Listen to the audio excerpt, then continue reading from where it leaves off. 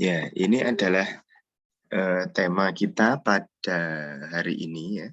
Nah, rekan-rekan akan mempelajari tentang konsep dari epidemiologi HAIS ya. Nah, jadi apa itu HAIS ya? Jadi HAIS ini lebih ke arah infeksi ya, infeksi yang terjadi di pelayanan kesehatan ya.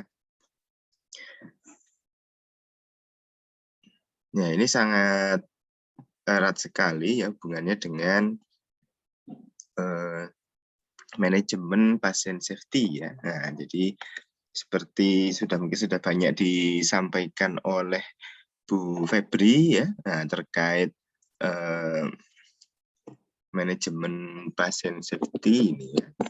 Jadi sesuai dengan nama ya, manajemen pasien safety. Jadi tujuan kita memang sebenarnya adalah memberikan keamanan ya, nah, memberikan keamanan kepada pasien ya. Nah, memberikan keamanan kepada pasien terutama saat pasien ini berada di bawah perawatan kita nanti ya. Nah, jadi saat rekan-rekan nanti menjadi perawat ataupun menjadi masih jadi calon perawat ya waktu praktek klinik keperawatan. Nah, semester ini juga banyak ya praktek kliniknya, ada praktek klinik apa? Ada KMB kayaknya ya. KMB terus apa lagi ya? Nah, itu. Nah, jadi yang bisa ikut praktek klinik nanti, nah itu silahkan mengaplikasikan bagaimana materi-materi di manajemen pasien safety ya. Ini juga nanti di MPS ini ada praktikumnya, jadi kesempatan rekan-rekan untuk kami undang datang ke lab ya. Kita akan praktikum. Kalau tahun kemarin sih praktikum ada sterilisasi ya. Terus kalau HAIS ini terkait dengan ini pemasangan dan pelepasan APD ya, terutama yang APD level 3 level itu ya. Jadi kita juga nanti rekan-rekan akan belajar memakai hazmat ya. Nah, itu semua sangat erat kaitannya nanti dengan ini HAIS ya. Nah, atau HAIS ini kalau dulu kita sebutnya adalah infeksi nosokomial ya. Nah, jadi seperti apa HAIS ini ya. Nah, jadi pada hari ini yang kita bahas ini dari konsep epidemiologi dan konsep HAIS ya. Jadi dua hal ini yang akan kita bahas. Kalau kita lihat dulu dari definisi ya, dari definisi secara bahasa ya. Secara bahasa, kalau dari secara bahasa ya, dilihat dari secara bahasa ada 3 bagian ya. Ada 3 bagian, ada epi, demos, dan logos ini ya. Nah, jadi kalau kita artikan secara tulisannya dari bahasa adalah ilmu tentang kependudukan, ya, ilmu tentang penduduk.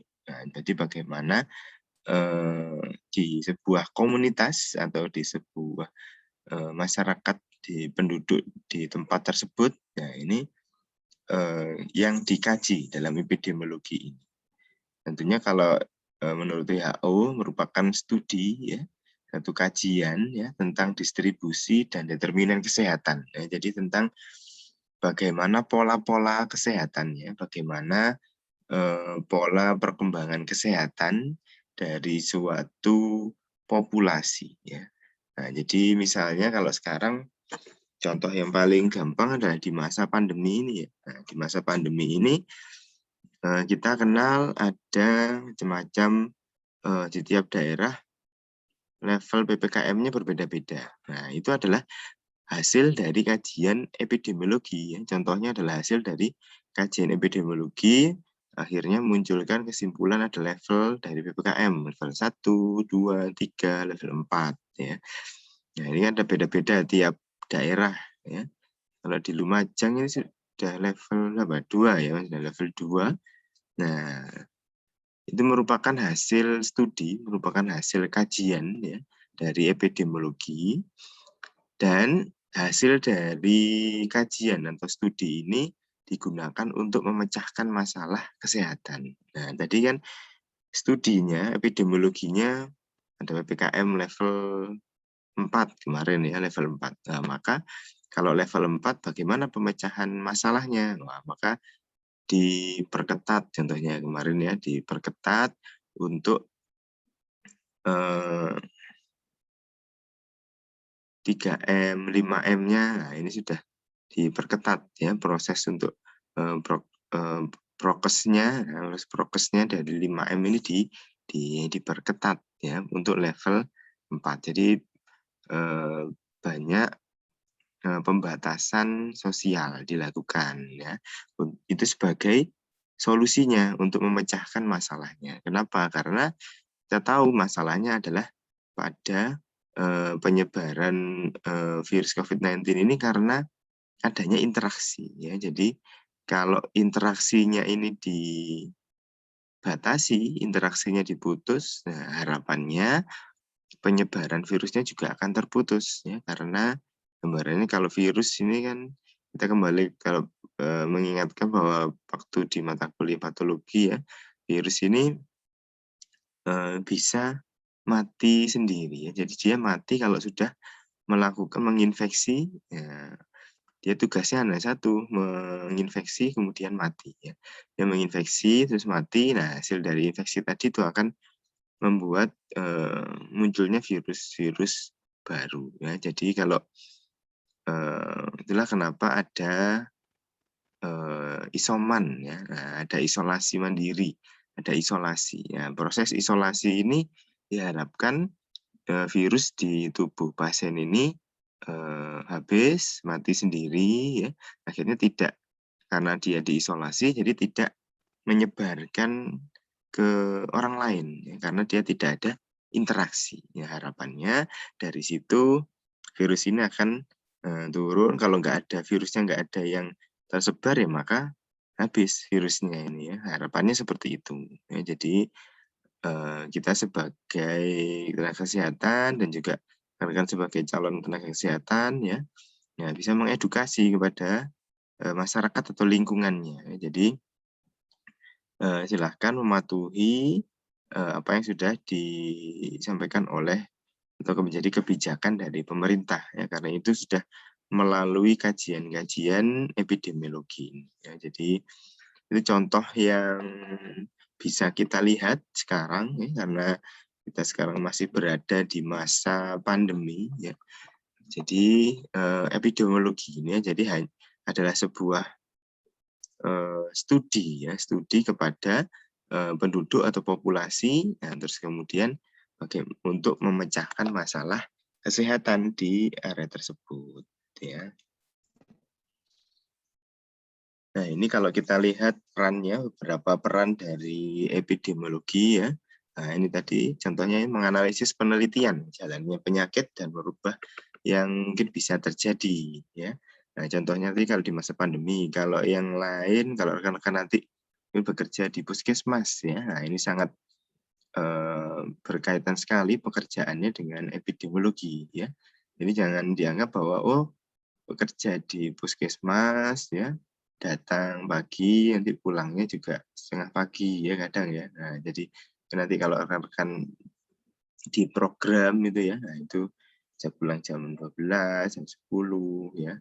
Nah, jadi sebenarnya bukan pulang, beliau ini adalah melakukan epidemiologi. Jadi sedang melakukan analisis, melakukan penelitian kepada populasi yang menjadi tanggung jawabnya. Maka di daerah itu misalnya ada kejadian luar biasa atau KLB tentang diare di satu RT misalnya. Nah, ini sebagai tenaga di puskesmas, tenaga kesehatan puskesmas melakukan epidemiologi. Nah, ini kenapa bisa terjadi diare di area tersebut. Oh, ternyata habis ada hajatan. Oh, berarti penyebabnya ini mungkin dari makanan di hajatan. Nah, maka bagaimana pemecahan masalahnya? Nah, pertama mungkin diajari tentang edukasi, ya, edukasi tentang menjaga kesehatannya, mencuci tangan, terus hygiene makanan, ya. Terus kemudian saat sudah jadi diare bagaimana? Nah, ini diajari edukasi penggantian cairan, ya, edukasi tentang rehidrasi, ya, mungkin penggunaan ini membuat minuman oralit, ya. Nah, terus kalau ternyata diarenya ini ternyata nggak hanya sekali, ya, tapi ternyata terpola. Wah, kalau terpola, nah ini harus dikaji lebih dalam lagi, apakah sumber airnya atau sumber makanannya dari mungkin yang sama tadi yang diajarkan, kalau beberapa periode mungkin dari sumber air minum, ya, atau dari pola masyarakatnya, mungkin tidak banyak yang tidak mau cuci tangan sebelum makan contohnya, ya. Nah, kalau sebelum pandemi dulu sangat susah sekali untuk mengedukasi masyarakat agar cuci tangan dulu sebelum makan. Nah, kalau sekarang kan sudah semuanya otomatis melakukan itu, ya.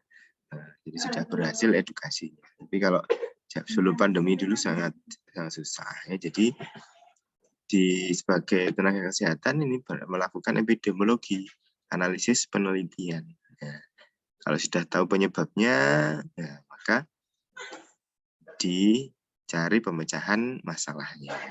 Jadi yang kedua, perannya juga menjelaskan secara detail dan menerangkan pola penyakit kepada masyarakat, ya. Jadi mengedukasi hasil dari penelitian tadi diedukasikan ke masyarakat. Bagaimana hasilnya? Oh, ternyata setelah dilakukan penelitian, ya, penyebab seringnya warga RT ini diare itu karena sumber airnya tercemar misalnya. Nah, jadi ini dijelaskan, disampaikan pola penyakitnya ini kepada masyarakat, ya. Nah, biasanya ada hewan yang mati di sumber misalnya. Nah, ini menjadi edukasi, ya, edukasi hasil dari analisa penelitian hasil dari epidemiologi tadi, ya. Yang ketiga, menjelaskan dan menerangkan terkaitan dari dinamika penduduk dan penyebaran penyakitnya. Nah, ini dinamika penduduk ini yang sekarang sangat diperhatikan, ya, karena terkait dengan penyebaran dari virus COVID-19, ya. Dinamika ini tentang interaksinya, interaksi di pada penduduk-penduduknya. Nah, pada penduduk di suatu area itu bagaimana dinamikanya, bagaimana interaksi, pola interaksinya, ya. Mungkin kalau dinamika penduduk di desa, nah di desa ini kegiatannya bagaimana penduduk ini? Pagi banyak yang pergi ke ladang sawah, ya. Ternyata saat semua jalan menuju sawah masing-masing ini saling ada interaksi di sana, ya. Jadi ada penduduk kalau ketemu rekannya petani, ya, datang ke ladang mungkin menyapa. Mungkin selain menyapa di jalan sambil berbincang, berkomunikasi tentang proses bertani, ya, tentang menyampaikan saling belajar, ya. Sebenarnya petani-petani ini sudah diskusi saling belajar, ya. Kemarin pakai pupuk merek ini, ya, hasilnya bagus, ya, maka tetangganya nyoba. Nah, ini oh ternyata ada interaksi di sana. Nah, ini yang perlu dilakukan edukasi, ya. Mungkin waktu perjalanan ke ladang, ke sawah ini pakai masker, ya. Begitu sampai di ladang boleh dilepas maskernya kalau takut atau nggak mau gitu, ya. Karena kan beberapa penduduk di sawah, di ladang ini tidak mau memakai masker ini, ya. Kalau di ladang kan sudah bekerja sendiri, sudah tidak ada interaksi pun jaraknya cukup jauh, ya. Kadang juga masih para petani kan di sawah tetap berinteraksi, ya, tapi tetap berkomunikasi, tapi kan jaraknya jauh, sambil teriak kadang ya. Nah, jadi ini dinamika penduduknya di desa. Nah, maka ini tadi harus paham di mana waktu-waktu adanya interaksi antar penduduk. Nah, ini untuk mencegah penyebaran penyakit kalau di masa pandemi ini COVID-19 ya. Mungkin kalau penduduk kota berbeda ya. Penduduk kota pagi ini sudah berangkat masing-masing karena semuanya pakai sepeda motor ya, jadi mandiri. Nah, ini tidak ada interaksi. Oh, ternyata interaksinya waktu sore, waktu pulang kerja, semua sudah ada di rumah. Nah, ternyata banyak warga ini yang jalan-jalan sore bersama anak-anaknya, ngobrol bersama tetangga. Nah, ini yang perlu diberikan edukasi. Jadi waktu sore, waktu jalan-jalan, nah ini harus memperhatikan protokol kesehatannya ya. Jadi pakai masker, jaga jarak. Nah, ini ternyata ada sedikit perbedaan antara warga di desa dan warga di kota ya. Jadi ini merupakan hasil dari kajian epidemiologi ya. Nah, maka tugas kita sebagai tenaga kesehatan menjelaskan proses dinamika ini untuk mencegah penyebaran penyakit. Yang peran berikutnya juga menyiapkan data atau informasi untuk keperluan program ya, program-program kesehatan. Tentunya program-program ini terutama di puskesmas ini sangat banyak. Nanti rekan-rekan waktu praktek komunitas ya, komunitas ini ada keperawatan keluarga juga itu. Nah, itu nanti rekan-rekan akan masuk di program di puskesmas. Kalau kemarin mungkin ada yang sudah praktek klinik di puskesmas waktu PKKD ya, nah itu kan fokusnya di rawat inap, ya, mungkin di IGD, tapi tidak masuk ke program-program puskesmas. Nah, nanti kalau sudah masuk program puskesmas, ya, contoh program puskesmas ini ada posyandu, ya, ini sekarang vaksinasi ini masuk di program, ya. Nah, ini salah satu peran dari epidemiologi menyiapkan informasi untuk melakukan penilaian status kesehatan dari masyarakat ini. Kalau contohnya di posyandu ya, itu untuk mencari informasi ini, menilai kesehatan bayi ya, bayi-bayi yang ada di posyandu. Nah, terus peran berikutnya ini mengembangkan metodologi ya untuk menganalisis adanya penyakit ya, penyakit serta cara mengatasinya. Ya, jadi baik penyakit yang orang ataupun juga KLB ya. Nah, ini juga harus dianalisa. Jadi setiap ada pasien datang sakitnya ini kok beda dengan yang lain. Nah, ini harus dianalisis ya. Kita belajar banyak dari masa pandemi ini ya. Bukan tidak mungkin nanti kita menjadi sumber awal dari pandemi ya. Sudah pernah sih dulu waktu TB ya, TBC ya, TB paru ini Indonesia juga sempat menjadi epicentrumnya, sempat menjadi endemiknya. Mungkin sampai sekarang masih endemik ya, tapi kalau di negara-negara maju di Eropa ya sudah hilang ya, sudah nggak ada TB ya. Karena ya itu tadi mungkin hampir semua masyarakat sudah diimunisasi, sudah rumah-rumahnya sudah sirkulasinya bagus ya. Di Indonesia masih cukup banyak kejadiannya. Ini salah satu peran dari epidemiologi juga melakukan metodologi untuk menganalisis bagaimana pola-pola dari penyakit ini. Ya, jadi sangat nanti kolaborasi kita sangat erat dengan kesehatan masyarakat ya. Nah, kolaborasi bersama ilmu kesehatan masyarakat ya, ini sangat erat kaitannya itu untuk epidemiologi ini.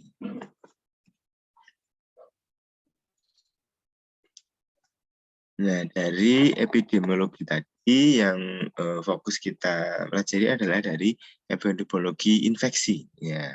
Salah satunya adalah HAIS atau Healthcare Associated Infection. Ini adalah salah satu penyebab utama ya, dari gangguan pada kelahiran, pada kematian di pelayanan kesehatan. Ya. Jadi infeksi ini bisa menjadi beban ekonomi bagi negara-negara maju, bisa negara-negara berkembang, ya itu juga menjadi mempengaruhi dari segi ekonomi juga bisa. Kalau hasil dari studi dari 220 negara berkembang ya, itu angka kejadian infeksi nosokomia 15,5 per 100 pasien ya. Nah, itu sangat tinggi. Kalau di negara maju itu cukup 4,5 sampai 7,5 per 100 pasien. Nah, ini dari referensi ini kita bisa memahami bahwa oh ternyata di negara maju ini infeksi nosokomialnya cukup tinggi ya. Nah, negara Indonesia kan masih baru pindah ya dari negara berkembang ke negara maju, tapi sebenarnya kita masih di negara berkembang ini kalau dilihat dari proses yang ada di masyarakat ya. Tapi kalau secara keseluruhan mungkin dinilai kita sudah masuk ke negara maju ya.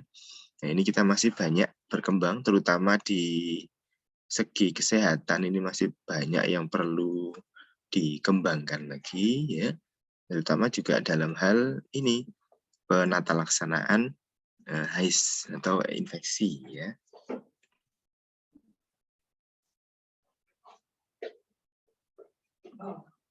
Ya, infeksi nosokomial atau HAIS ini pertama kali dikenal tahun 1847. Nah, ini masih zaman kerajaan ya di Indonesia ini ya. Zaman-zaman kerajaan 1947 ini di sana sudah dikenalkan Healthcare Associated Infection ya. Nah, jadi kalau dulu namanya infeksi nosokomial ya. Nah, jadi infeksi karena setelah dari pelayanan kesehatan atau setelah mengalami perawatan medis ya. Nah, ini terjadi infeksi. Nah, jadi infeksi yang didapat atau terjadi dari rumah sakit. Nah, jadi ini kita ini menjadi salah satu tolak ukur juga dalam akreditasi rumah sakit, dalam kualitas rumah sakit ya. Jadi angka infeksi nosokomial ini.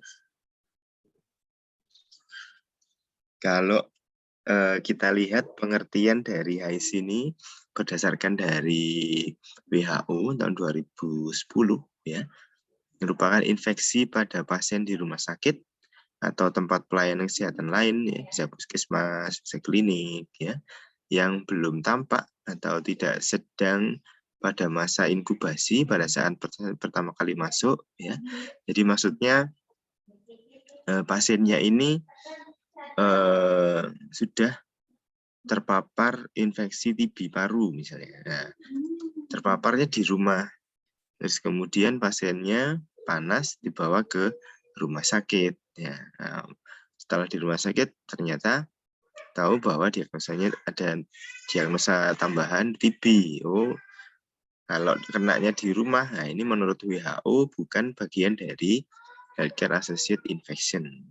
Tapi jika selama pasien dirawat sudah lebih dari 48 jam dan itu munculnya setelah 2 hari ini ya. Jadi pada saat masuk itu awal tidak ada tanda gejala ini. Nah, misalnya saat awal masuk dicek TB nggak ada. Setelah 2 hari di hari ketiga misalnya, nah, dicek TB ternyata ada. Nah ini berarti mungkin kena dari rumah sakit. Nah ini termasuk bagian dari Healthcare Associated Infection ya.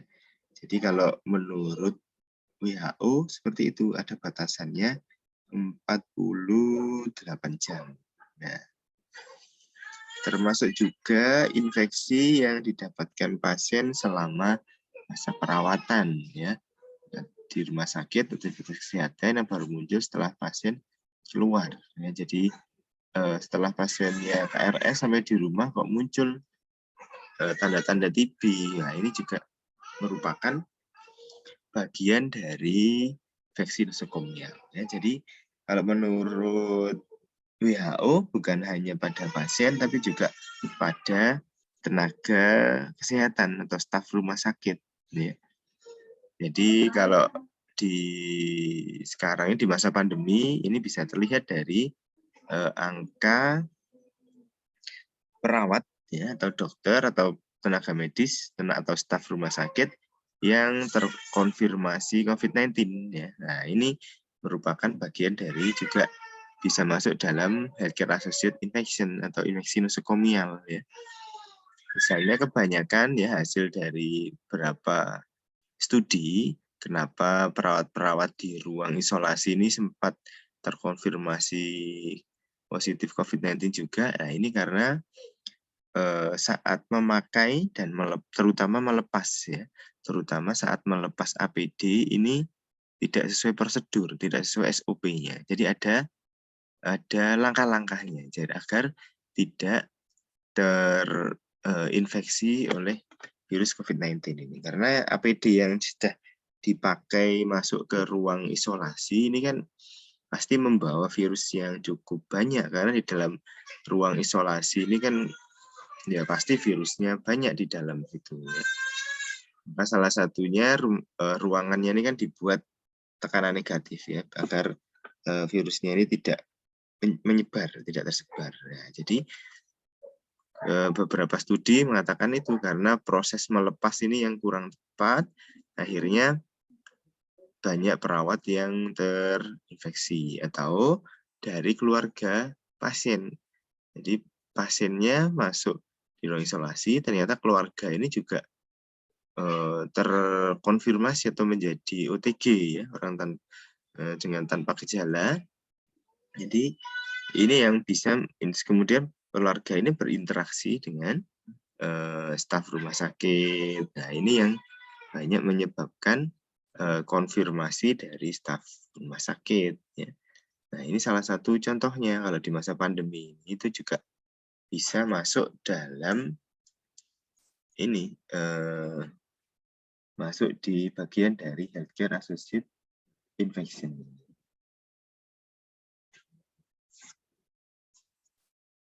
Itu kalau menurut dari WHO.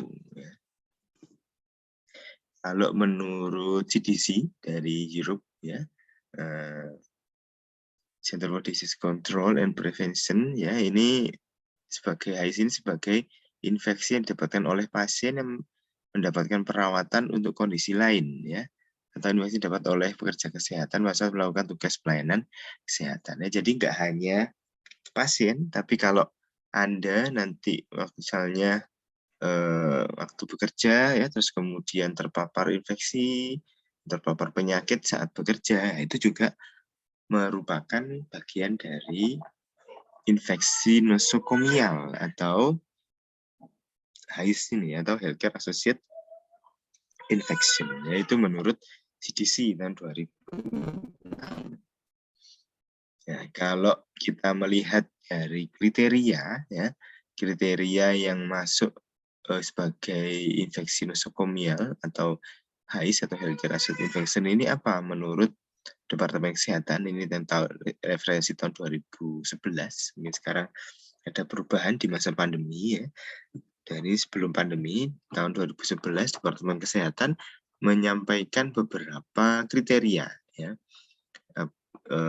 Kriteria dari HIS ini ya. Pertama, tidak terdapat tanda klinis pada saat pasien mendapatkan perawatan di pelayanan kesehatan. Nah, jadi waktu dirawat ini tidak ada tanda-tandanya. Ternyata begitu pasien pulang muncul tanda-tanda ini. Ya, maka itu bisa menjadi salah satu bagian dari munculnya infeksi nosokomial. Ya. Terus pada saat pasien mulai perawatan tidak sedang dalam masa inkubasi. Jadi masa inkubasi ini fase di mana sedang terjadi proses infeksi secara patologi ya, tapi belum menimbulkan tanda dan gejala, ya, belum menimbulkan tanda gejalanya, manifestasinya belum muncul ya. Jadi masih masa inkubasi. Terus kemudian sekurang-kurangnya 72 jam ya, kalau dari WHO tadi kan 48. Kalau menurut Departemen Kesehatan ini 72 jam dari masa perawatan baru akan muncul tanda klinis infeksi ya. Nah, dan infeksi tersebut bukan riwayat atau riwayat penyakit dari pasien ya, atau sisa atau dari yang kemarin infeksi sebelumnya ya. Jadi itu uniknya dari beberapa infeksi ya. Jadi contohnya kalau tadi kan kita menyampaikan ada TB. Nah, TB ini bisa dorman atau kuman TB ini bisa dorman atau tidur istirahat di dalam paru pasien ya. Jadi tidak menginfeksi pasiennya, juga tidak menyebarkan infeksi, tapi diem. Ya ini kadang diemnya ini bertahun-tahun ya. Nah, ini bisa dorman infeksi ini. Nah, ini bisa jika ada stimulus, nah, kemudian nanti dia bisa bangun dan menginfeksi lagi. Nah, ini itu bukan sisa ya, bukan sisa-sisa dari infeksi sebelumnya maksudnya. Jadi salah satu bahayanya dari infeksi ini ya, jadi jangan menyepelekan kejadian-kejadian infeksi pada pasien ya, salah satunya itu. Jadi infeksi ini yang terutama yang infeksi yang karena virus, karena bakteri ya, ini itu ada beberapa jenis yang bisa dorman, ya, jadi bisa istirahat. Nah, contohnya lagi ini.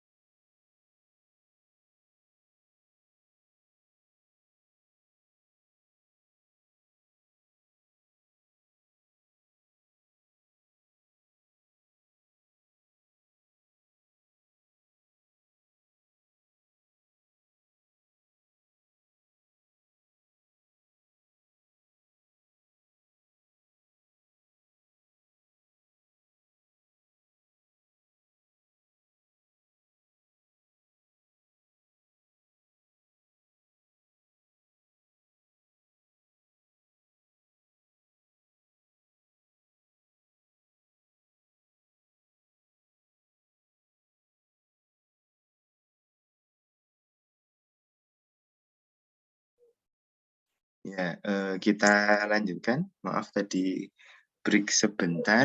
Ya, dari kriteria healthcare associated infection tadi atau infeksi nosokomial ya. Nah, dari situ ada beberapa jenisnya. Nah, ada beberapa jenis-jenis dari infeksi nosokomial ini atau healthcare associated infection ini ya. Nah, jadi ada 5 ya. Nah, yang pertama infeksi pada pembuluh darah. Yang kedua, infeksi pada saluran perkemihan atau urinary ya. Berikutnya infeksi setelah terjadinya operasi ya. Yang keempat, ini infeksi setelah pemasangan ventilator. Nah, ini biasanya terjadi pneumonia. Nah, terus kemudian yang terakhir adalah infeksi pada sistem pencernaan. Nah, ini jenis-jenis infeksi nosokomial ini ya. Tentunya jenisnya ini nanti sesuai dengan biasanya kalau di pelayanan kesehatan adalah efek samping atau komplikasi setelah pemasangan beberapa alat-alat invasif ya.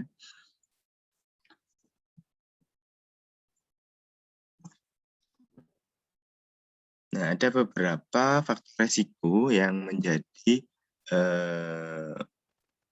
munculnya atau meningkatnya infeksi nosokomial ini ya. Nah, yang pertama kalau menurut WHO ya, penggunaan peralatan invasif yang terlalu lama dan tidak benar. Nah, contohnya ini pemasangan infus ya. Infus itu harusnya kan 3 hari. Tapi mungkin di beberapa rumah sakit sampai seminggu, sampai lebih dari 3 hari karena biasanya pasiennya yang tidak mau dipindah kalau tidak bengkak ya. Maka sebenarnya setelah 3 hari itu resikonya sangat tinggi untuk flebitis ya, bengkak ya, untuk buntu ya. Kadang kemarin kan rekan-rekan waktu praktek klinik sempat membetulkan infus yang macet ini ya. Nah, itu salah satunya. Nah, terus kateter yang lebih dari 6 hari pemasangan. Nah, ini bisa menyebabkan inflamasi atau infeksi. Yang kedua, prosedur yang berisiko tinggi ya. Contohnya apa ya? Ini saat terjadinya operasi ya, operasi ini yang berisiko tinggi, operasi di kepala, di jantung ya. Itu juga adalah prosedur operasi yang berisiko tinggi. Ini tinggi untuk kematian dan juga untuk terjadinya infeksi.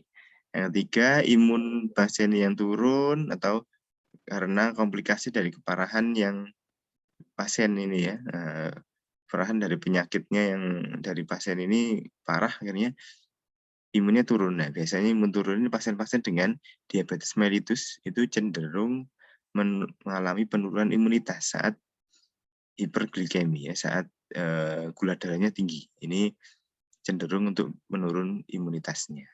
Terus kemudian penerapan dari standar dan teknik isolasi yang tidak benar. Nah, tadi ya, jadi saat kita mau masuki ruang isolasi ya harus sesuai dengan protapnya. Nah, nanti kita coba simulasikan juga waktu praktek ya, bagaimana tata caranya ya, kita buat praktikumnya. Nah, ini perlu ada penerapan dari standar-standarnya. Terus kemudian faktor risiko yang lain ya, yang lebih spesifik ke keadaan dengan fasilitas yang terbatas ya. Jadi terkait kebersihan lingkungan ini harus jadi kuat di suatu ruangan sebut ya. Terus infrastrukturnya harus memadai. Terus kemudian peralatan yang tidak memadai ini segera diinginkan ya. Terus kemudian sumber daya ini juga tidak boleh kekurangan. Nah, ini bisa menyebabkan HIS ini meningkat ya. Kalau sekarang mungkin di beberapa di Lumajang ini satu perawat itu bisa ini ya 6 sampai 8 pasien untuk perawatannya ya. Jadi sebenarnya juga sudah cukup tinggi ya, sudah cukup tinggi ya. Kalau beberapa negara maju bahkan ada yang sampai satu perawat ya untuk satu pasien ya di beberapa ruang khusus. Jadi kebanyakan sih 1:3 ya, satu perawat bertanggung jawab terhadap tiga pasien. Jadi benar-benar tahu gitu ya, benar-benar tahu keadaan dari pasien-pasiennya. Terus kemudian kurangnya pengetahuan dan pengaplikasian dari dasar-dasar pencegahan infeksi. Ya, ini harus paham, harus diaplikasikan karena seperti ya kalau di rumah sakit namanya PPI ya. Nah, karena waktu sebelum mungkin ada beberapa tempat pelayanan kesehatan yang sebelum masa praktek harus ikut PPI dulu ya. Nah, itu adalah dalam rangka untuk ini menurunkan angka dan juga mencegah angka kejadian infeksi nosokomial atau healthcare associated infection ini ya. Terus kemudian prosedur yang salah juga bisa. Terus dalam teknik injeksi dan transfusi ini juga harus tahu keamanan dan tahu secara pengetahuan ya. Makanya nanti rekan-rekan kan juga mungkin ada praktik ya, praktik untuk injeksi ini ya, infus. Terus kemudian tidak adanya guideline dari SOP ya, SOP baik dari rumah sakitnya atau juga SOP secara nasional dari negara. Ini tapi kalau di Indonesia sudah banyak SOP-nya, PPI ini juga sudah mulai digiatkan. Kalau mungkin 20-15 tahun yang lalu masih belum ada unit PPI ini, tapi sekarang apalagi di masa pandemi ini sangat pekerjaan dari PPI ini sangat-sangat besar ya, terutama untuk mencegah ini perawat, dokter, atau tenaga medis agar jangan sampai terkonfirmasi COVID-19 lagi ya, bisa-bisa kayak beberapa mungkin rekan-rekan melihat ya beberapa bulan yang lalu IGD rumah sakit tutup, poli rumah sakit tutup. Nah, itu karena ini, karena kurangnya tenaga. Karena tenaga ini ada yang terinfeksi, terkonfirmasi, maka harus isolasi, maka ya terpaksa harus ditutup untuk mencegah penyebaran infeksinya. Ya. Jadi proses terjadinya healthcare associated infection ini melibatkan 3 faktor ya. Melibatkan 3 faktor interaksi ya. Jadi dari penyakitnya, agent, dari manusia atau pasiennya atau mungkin tenaga medisnya dan lingkungan ya. 3 faktor ini harus saling mempengaruhi agar muncul nah, jadi biasanya digambarkan dengan metode ini segitiga interaksinya ya. Jadi ada agentnya dari virusnya ini menempel ke atau terbawa oleh host. Host ini mungkin pengunjung misalnya pengunjung. Itulah kenapa di rumah sakit itu dibatasi pengunjungnya ya karena ini takut adanya HAIS atau infeksi nosokomial. Jadi kita nggak tahu pengunjung yang dari luar ini datang ke rumah sakit membawa apa ya karena kan dia dari luar mungkin di bajunya ya atau mungkin di yang mana ya dari host ini kemudian mencemari lingkungan dari ruangan atau rumah sakit. Nah ini bisa menyebabkan infeksi atau menyebarkan inflamasi atau infeksi ini ke pasien-pasien yang lain atau mungkin juga pasien yang dijenguk ya. Maka ada jam besuk ya, dibatasi pengunjungnya. Nah, nanti rekan-rekan mungkin juga akan banyak mengedukasi kalau di Lumajang ya. Nah, jadi harus paham kenapa dibatasi ya karena ini takut adanya HAIS atau infeksi nosokomial ya. Jadi takut menginfeksi ke pasien lain dan juga takutnya juga menyebarkan ke tenaga medis yang ada di ruangan ya. Jadi sangat mempengaruhi ya. Maka contohnya kalau di ruang isolasi yang sekarang diisolasi COVID-19 di masa pandemi ini, maka ruangannya, environment-nya ini dibuat dengan tekanan negatif. Ya, jadi udara yang keluar ini disaring dulu, disaring dengan HEPA filter, jadi disaring. Jadi udara yang di dalam virusnya ini nggak bisa keluar ya. Percuma kalau ada ruang isolasi tapi udaranya bisa keluar. Nah, ini tetap aja bisa menginflamasi, menginfeksi di lingkungan sekitar ya. Jadi dibuat sedemikian rupa ruangannya khusus ya, ada sistem tekanan negatifnya, jadi udara ini tidak bisa udara dari dalam ini tidak bisa keluar ya, keluarnya hanya melalui HEPA filter tadi.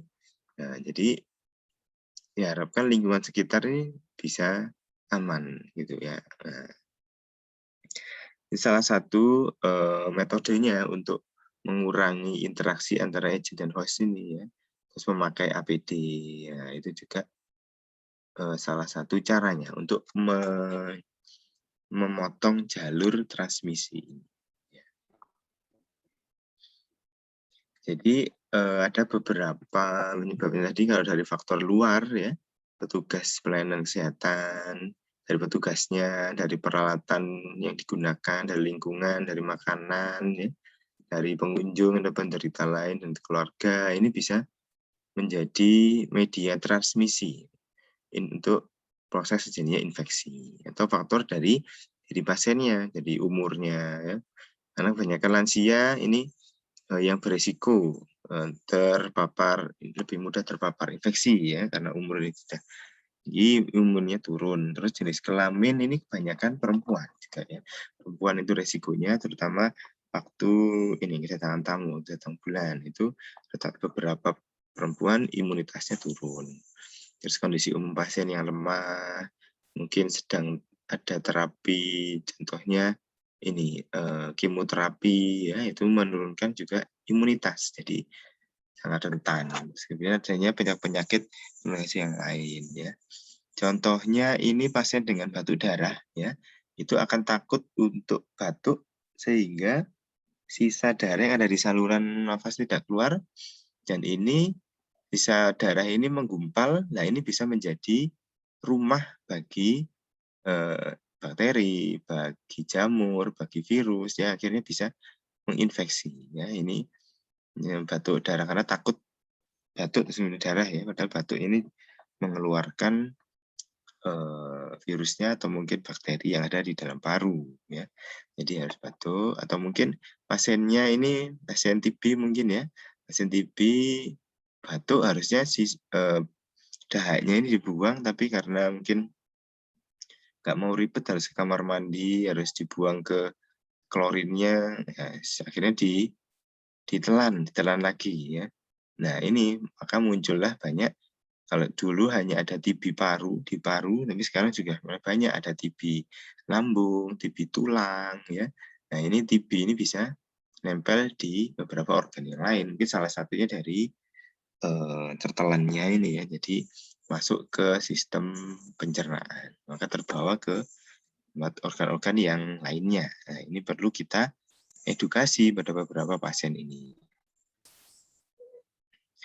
Terus dari perawatan ya, lama hari di pasien dirawat ini juga mempengaruhi.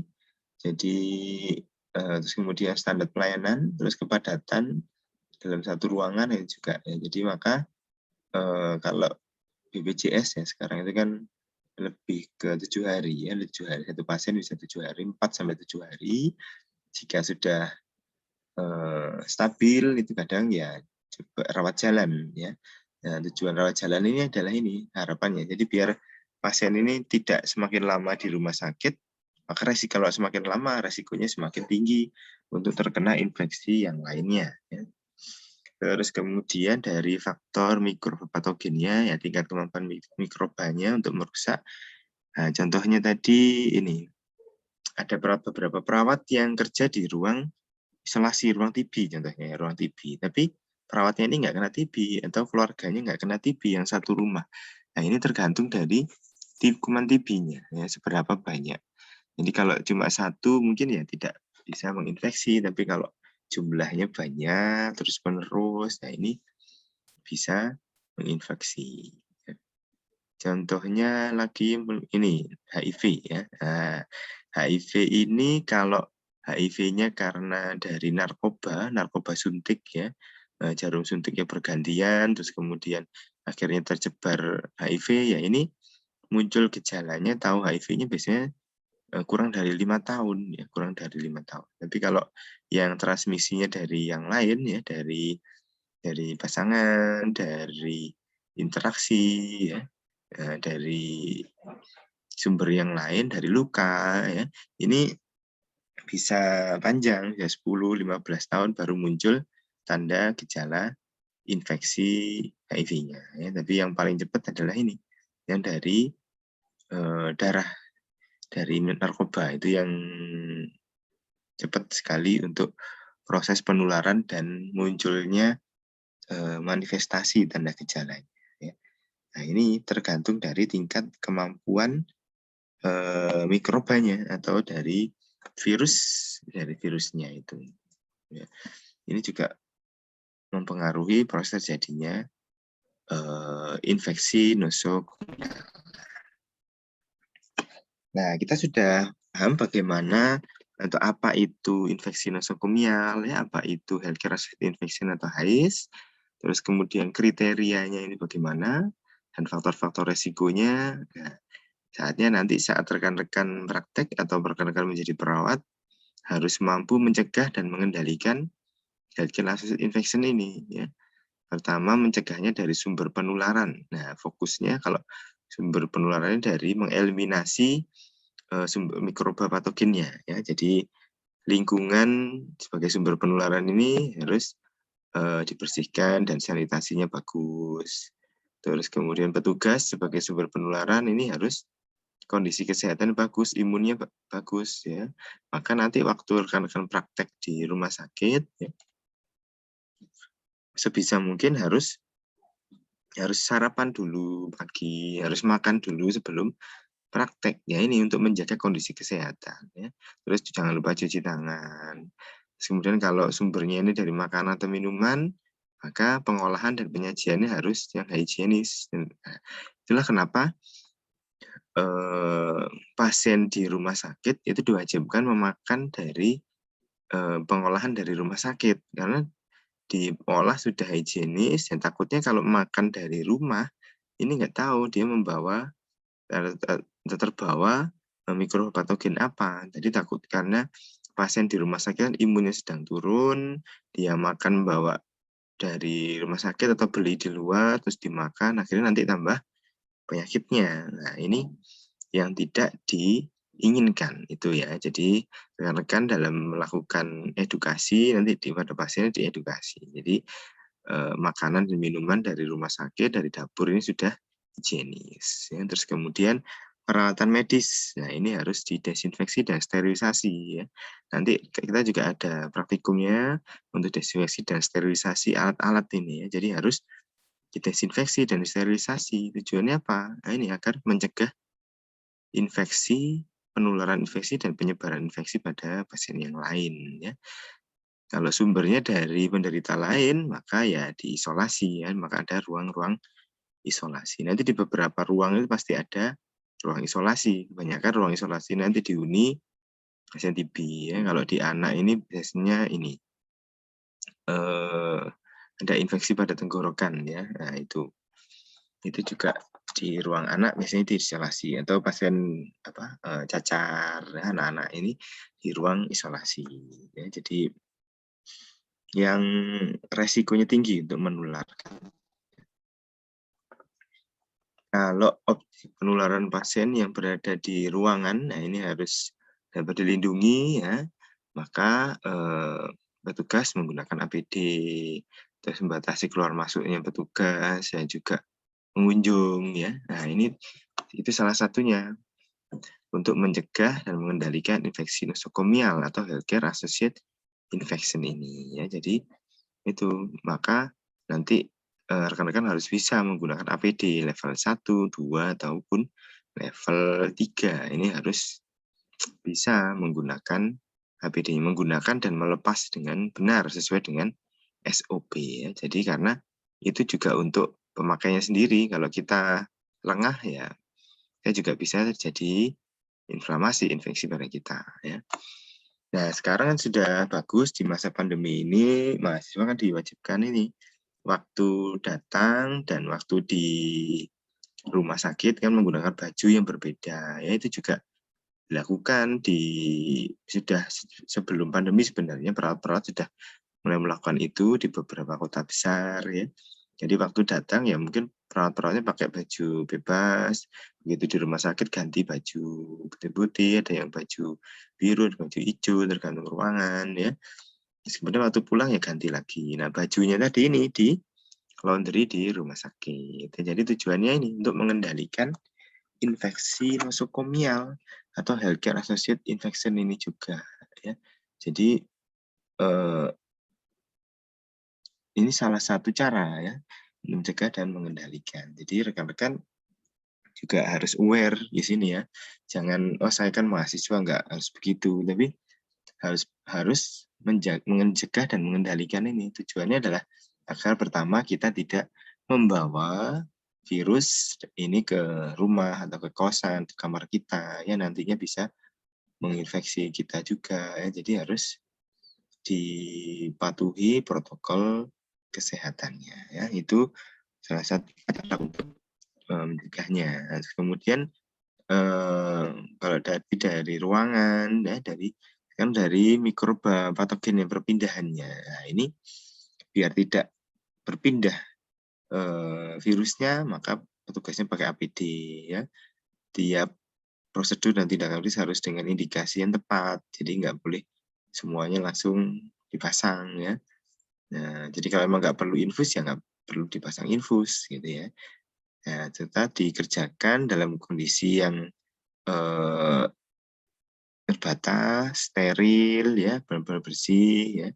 Jadi harus sesuai dengan SOP. Itulah inti fokusnya, harus sesuai dengan SOP yang dijalankan oleh rumah sakit gitu ya. Ya, jadi itu bagaimana ya proses epidemiologi dan juga apa itu healthcare associated infection atau HAIS ya. Jadi rekan-rekan sudah memahami bagaimana kriterianya, bagaimana definisinya, dan bagaimana jenis-jenisnya tadi. Oke, monggo dari sini mungkin ada yang ingin didiskusikan atau ditanyakan, monggo silahkan.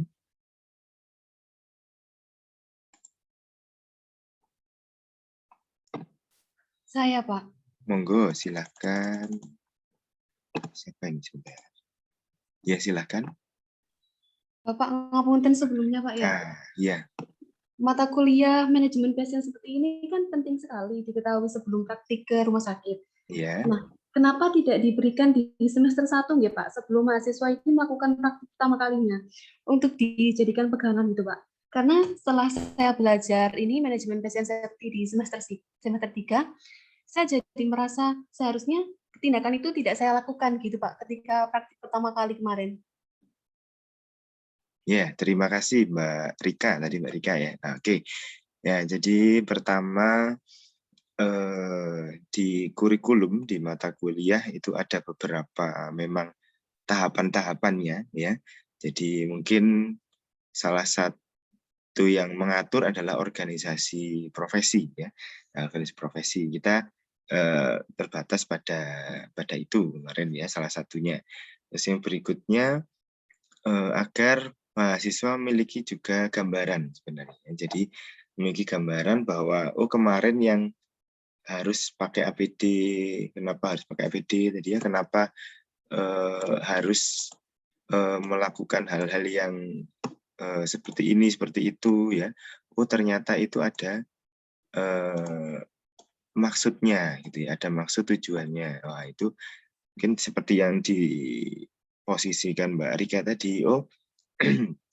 Kemarin saya melakukan ini. Ternyata belum sesuai dengan pasien safety gini ya. Wah, jadi diharapkan ada salah satu tujuannya ya, ada refleksinya seperti itu ya. Dan karena memang sebenarnya di kompetensi dari PKKD kan tidak masuk sampai ke ini ya, tindakan invasif. Tapi setelah ini kan ada KMB, ada maternitas anak ya, mungkin nanti di semester 5 ya, rekan-rekan akan jaga dan praktek klinik di IGD. Nah, itu sangat berisiko, terutama di IGD rumah sakit ya, karena rekan-rekan sudah mulai mandiri nanti kalau di IGD. Kebetulan kan di IGD bimbingan saya nanti sangat mandiri. Sangat mandiri ini dalam melakukan pemasangan infus, pemasangan kateter itu sudah mandiri. Jadi sudah sendirian maksudnya ya. Jadi tidak bersama, tidak didampingi perawatnya atau tidak didampingi temannya juga. Kenapa? Karena di IGD nanti pasiennya kan banyak. Nah, maka perawatnya juga membagi diri ke pasien yang lain. Nah, temannya juga. Jadi kadang kalau di IGD itu yang datang 10 langsung bareng gitu ya, 5 langsung bareng. Nah, maka perawat-perawat kan pasti nyebar ke sana kemari ya. Maka mahasiswa ya diharapkan bisa mandiri dan juga kesempatan untuk belajar melakukan pemasangan infus secara mandiri juga. Pemasangan kateter secara mandiri. Jadi karena memang sudah dipersiapkan untuk bekerja ya, karena di tahun berikutnya kan sudah lulus, sudah bekerja. Nah, harapannya kalau sudah bekerja ini kan ini apa? Kalau sudah bekerja ini harapannya sudah bisa melakukan secara mandiri, karena saat bekerja itu kan tidak ada yang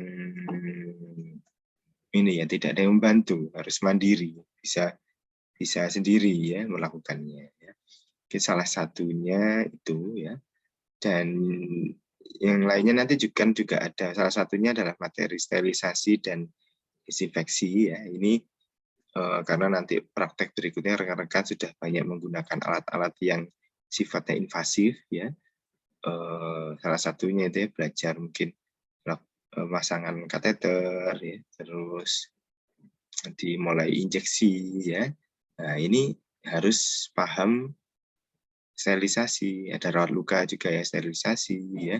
Nanti kita sudah punya alat-alatnya, ada autoclave ya. Ada yang pakai UV ya. Jadi kita nanti akan praktek itu salah satunya. Ya, jadi agar nanti bisa diaplikasikan sesuai kompetensinya. Salah satunya itu. Tapi memang bagus sekali saran dari Mbak Rika, memang sebenarnya lebih baik di awal ya, tapi ya itu pertimbangan dari organisasi profesi salah satunya itu dalam proses pengaturannya. Malah yang tahun-tahun lalu juga MPS ini di akhir-akhir, ada yang di akhir semester juga ya. Jadi memang dulu juga kebijakannya itu sama, harapannya itu. Tapi ternyata kalau apalagi di masa pandemi ini ya, memang sangat ya alhamdulillah sudah masuk di semester 3 ini ya. Jadi rekan-rekan belajar nanti pakai APD, pakai hazmat ya. Karena nanti mungkin kalau ini kan rekan-rekan lulus 2 tahun lagi ya. Ya mungkin 2 tahun lagi pandemi ini masih ada mungkin, atau enggak masih sisa-sisa masih ada, karena sekarang kan juga pandemi ini masih bermunculan jenis-jenis baru ya. Mungkin nanti rekan-rekan bisa menjadi tim relawan ya. Jadi tim relawan di ruang isolasi. Kalau sekarang juga cukup menggiurkan gajinya, walaupun mungkin cuma 6 bulan kontraknya ya, itu lumayan lah untuk pengalaman ya, untuk kurikulum vitae ya, untuk biodata rekan-rekan ada pengalamannya, ini pengalamannya menjadi relawan tim COVID gitu ya. Wah, ini juga akan pasti dipertimbangkan oleh beberapa rumah sakit, karena untuk jadi tim relawan ini salah satu kriteria ya ini, ada yang mengkritikkan bahwa dia belum nikah ya, belum punya anak. Nah, itu kan fresh graduate yang baru-baru lulus ini sangat memenuhi kriteria itu. Apalagi yang masih muda ya, terus kemudian jomblo. Nah, itu salah satu kriterianya ya. Jadi tidak menginfeksi pasangannya ya. Jadi tidak terikat gitu ya. Nah, jadi imunitasnya juga masih bagus karena masih muda. Jadi kalau di ruang isolasi kan butuh imunitas yang tinggi ya. Jadi salah satunya juga itu ya. Jadi mungkin nanti rekan-rekan 2 tahun lagi lulus ya masih ada sisa pandemi ya. Saran saya sih nggak masalah, ikut aja jadi relawan tim COVID ini untuk meningkatkan pengetahuan juga dan pengalaman ya. Oke, pertanyaan bagus Mbak Rika, terima kasih. Jadi salah satunya itu ya, jadi rekan-rekan bisa memposisikan nanti waktu praktek berikutnya ini ya, HMB ya salah satunya itu, rawat luka. Terus maternitas kan ini rekan-rekan juga akan maternitas tadi, nanti juga akan ada praktik maternitas ya, menolong di persalinan. Nah, ini kan sangat berinteraksi sekali dengan bagian-bagian tubuh dari pasien yang infeksius ya, darah, cairan ketuban. Ini kan itu ya sangat berisiko ya. Jadi harus sangat-sangat waspada dalam memperlakukan cairan-cairan ini. Ya. Anak juga ya. Jadi jangan sampai kita habis dari pasien anak satu ke pasien anak berikutnya tidak cuci tangan, tidak mengganti handscoon ya, itu sangat resiko sekali karena pada anak-anak ini kan imunnya masih kurang ya, masih belum terbentuk dengan bagus, maka resiko untuk terjadinya penularan infeksi ini masih sangat cukup besar gitu ya. Itu. Terus jiwa, kalau jiwa enggak begitu, tapi ya bisa juga. Itu ya kira-kira sedikit penjelasan. Jadi karena persiapan rekan-rekan yang setelah ini praktek yang lebih invasif lagi ya. Lebih invasif, lebih beresiko untuk terjadinya penularan itu ya. Oke, monggo. Mungkin ada hal lainnya yang ingin ditanyakan, silakan. Saya, Pak. Saya, monggo silakan, Mbak. Siapa tadi? Mbak Esa. Oh, Mbak Esa. Oke, silakan. Monggo.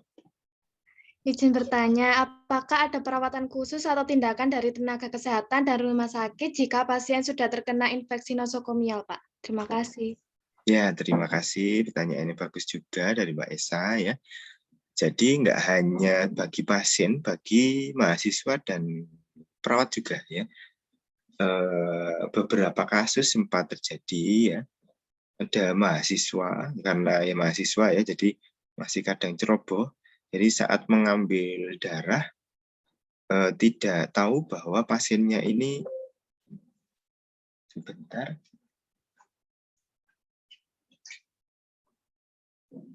ya ternyata pasiennya ini memiliki riwayat HIV ya, mungkin HIV, ada hepatitis ya.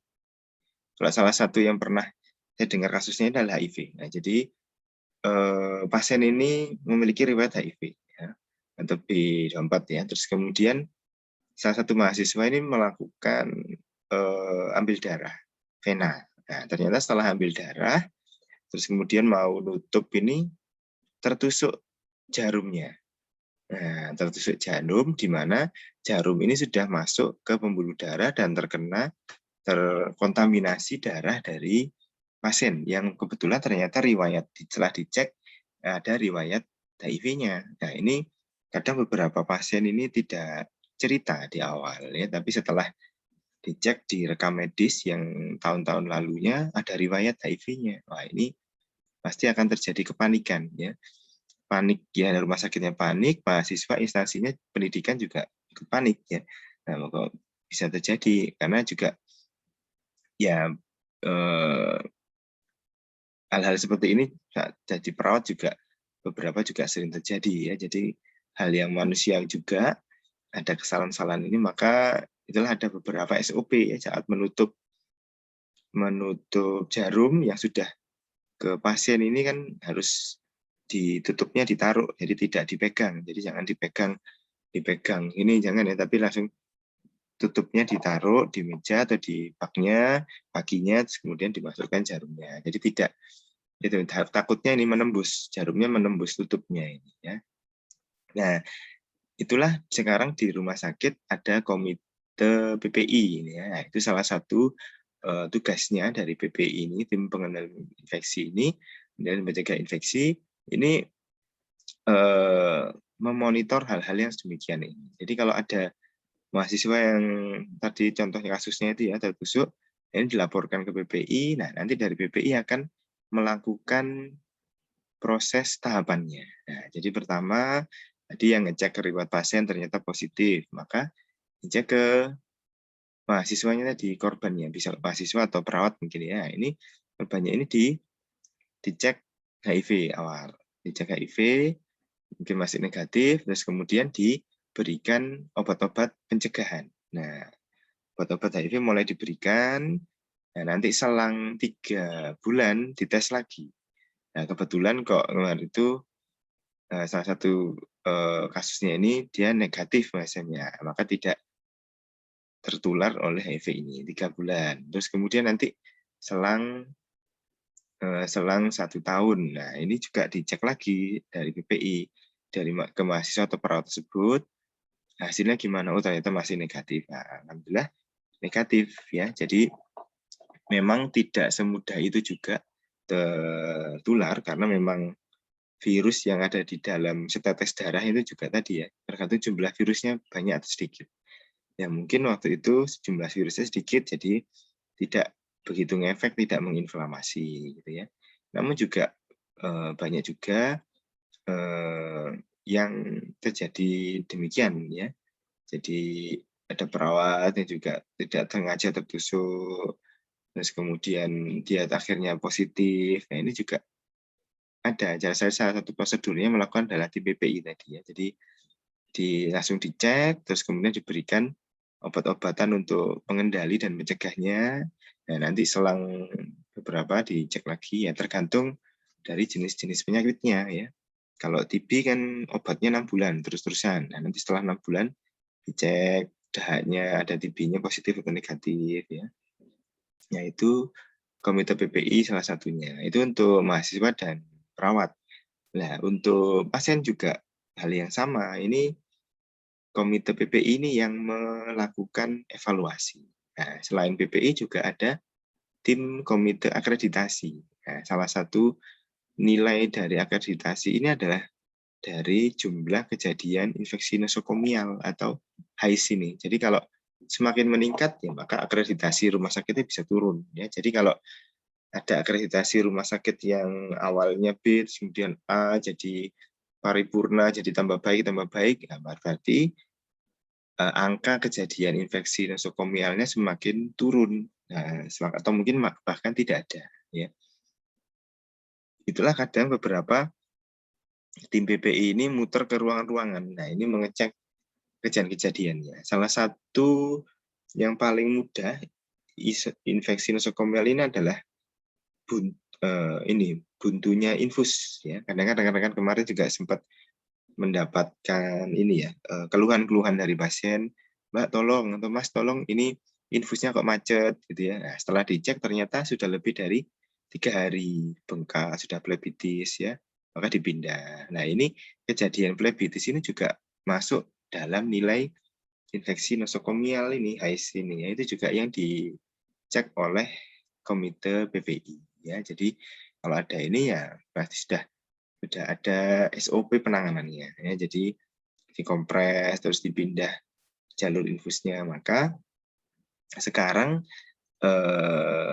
setiap 3 hari kan itu disarankan kepada pasiennya untuk dipindah infusnya. Kalau pasiennya takut menolak ya itu nanti ada inform consent-nya, ada tanda tangannya. Jadi kalau sudah menolak kan ini tidak masuk lagi bagian dari infeksi nosokomial ya atau HIS. Jadi memang sudah ada penolakan dari pasien ini ya, jadi tidak masuk di sana. Tapi yang tidak ada penolakan ini yaitu perlu dilakukan edukasi ya. Nanti juga rekan-rekan seperti itu ada ini kateter itu rata-rata seminggu, kateter itu seminggu 6 hari ya. Jadi itu harus diganti, lepas dipasang lagi karena resikonya untuk terjadi infeksi. Ya kira-kira Mbak Esa, jadi yang melakukan kalau di rumah sakit ada yang namanya Komite PPI ya, Komite PPI. Komite PPI dan Komite Akreditasi ini yang terus mengevaluasi prosesnya ini ya. Itu karena memang ya untuk menentukan ini kualitas dari pelayanan di rumah sakit atau mungkin klinik ya itu juga ada tuh di puskesmas. Kalau di puskesmas mungkin untuk klinik PPI-nya belum ada ya, tapi dari komite akreditasinya. Karena komite akreditasi ini kan bukan dari dalam tapi dari luar. dari Dinas Kesehatan atau mungkin dari Kementerian Kesehatan yang langsung turun untuk melakukan pengecekan akreditasi. Ya sama kayak mungkin kemarin rekan-rekan ada akreditasi sekolah ya, sekolahnya dirubah sedemikian rupa sehingga jadi lebih bagus. Nah ini karena ada orang dari kementerian, dari akreditasi yang datang menilai. Ini juga sama, jadi menilai melihat angka-angka kejadian infeksi nosokomial juga. Itu. Nah itu salah satunya itu ya. Oke. Ya mungkin ada lagi, monggo silakan. Terima kasih, Pak. Oke, sama-sama. Ya, mungkin sambil nanti ada lagi silakan sambil mikirkan. Nah, di sesi berikutnya ya, silakan rekan belajar mandiri untuk mencari contoh-contoh dari jenis-jenis infeksi nosokomial atau HAIS. Nah, ini ya. Jadi silahkan file Word-nya ini bisa diunduh di TM ada, di PR juga ada, di MMP ya. Nah, jadi silahkan dicari, silahkan nama nim kelasnya, mencari 5 contoh dari jenis infeksi nosokomial atau healthcare associated infection ini ya. Jadi pertama ini mengisi tabel ini ya. Jadi yang dicari di copy di sini link jurnalnya, link jurnal dari artikel jurnal, terus judulnya apa, terus abstraknya di copy di sini. Nah ini ini cukup satu saja ya, cukup satu judul, satu abstrak tentang infeksi nosokomial pada pembuluh darah, nah, BSI, bloodstream infection. Terus yang kedua, ini contohnya tadi ya, infus, injeksi, ya itu bisa. Terus urinary tract infection, DI ini contohnya mungkin ya dari kateter, itu ya silakan dicari satu. Terus SSI ini dari operasi, ya ini cukup satu artikel. Terus dari pneumonia ini karena ventilator, ini bisa cukup satu. Terus dari gastrointestinal ini biasanya dari sonde, dari ini sonde ya, dari ini ininya sonde ya, sonde dari makanan ini ya, NGT ya, dari NGT ya, dari NGT itu bisa salah satunya. Nah ini silahkan diunduh dulu link file Word-nya ini, terus kemudian diisi. Setelah diisi nanti silahkan diunggah di TM ya, di MMP TM ya, di MMP TM. Ini cukup satu-satu. Nah, nyari jurnalnya, mencari di Google Scholar ya. Nah, silakan di Google Scholar. Nah, contohnya ini. Nah, silakan rekan-rekan mencari di Google Scholar, salah satunya ini ya, contohnya dari VAP ya. Masuknya ke Google Cendekia atau Google Scholar ya, tidak ke Google yang umum. Nah, nanti kalau di Google Cendekia atau Scholar ini yang muncul adalah artikel-artikel jurnal, ya tidak lagi dari web, dari tulisan-tulisan ya. Jadi sudah masuk ke ranah ilmiah. Jadi di sini saya ingin rekan-rekan belajar menggunakan Google Cendekia ini agar familiar menggunakan referensi yang ilmiah. Jadi nanti waktu tugas akhir, waktu proposal, waktu makalah, ya itu silahkan menggunakan referensi yang ilmiah ini ya, dari artikel-artikel jurnal. Nah, contohnya ini yang dari pemasangan ventilator ya, dari pneumonia ini ya. Contohnya, nah mungkin ini. Contohnya ini. Nah, ini dari artikel ini ya. Nah, ini kan sudah ada abstraknya ya. Ini judulnya, terus kemudian linknya ini. Linknya ini silahkan di copy, ditaruh di file Word-nya tadi, terus judulnya ditaruh di tabel.